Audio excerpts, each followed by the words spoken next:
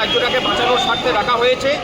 রাজ্যে যে প্রশাসনিক দুর্নীতি, শূন্য পদে নিয়োগ নেই, রাজ্যের ছেলেমেয়েরা পরিযায়ী হয়ে এখানে আপনার বিবেকের কাছে আমরা আবেদন জানাচ্ছি যে এই ধর্মঘটে সামিল হয়ে রাজ্য সরকারকে অন্তত বলুন যে সে তার রাজধর্ম পালন করুন।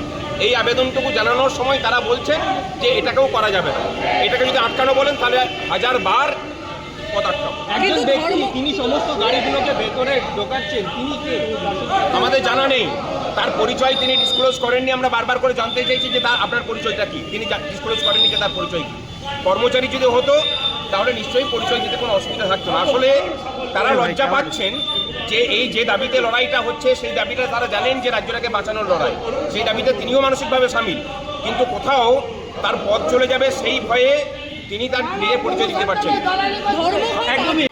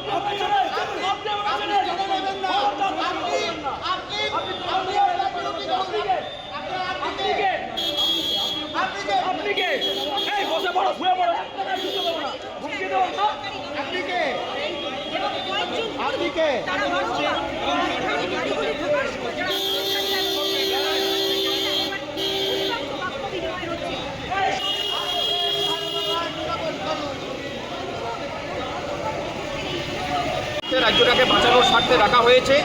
রাজ্যে যে প্রশাসনিক দুর্নীতি, শূন্য পদে নিয়োগ নেই, রাজ্যের ছেলেমেয়েরা পরিযায়ী হয়ে এখানে আপনার বিবেকের কাছে আমরা আবেদন জানাচ্ছি যে এই ধর্মঘটে সামিল হয়ে রাজ্য সরকারকে অন্তত বলুন যে সে তার রাজধর্ম পালন করুন। এই আবেদনটুকু জানানোর সময় তারা বলছে যে এটাকেও করা যাবে না।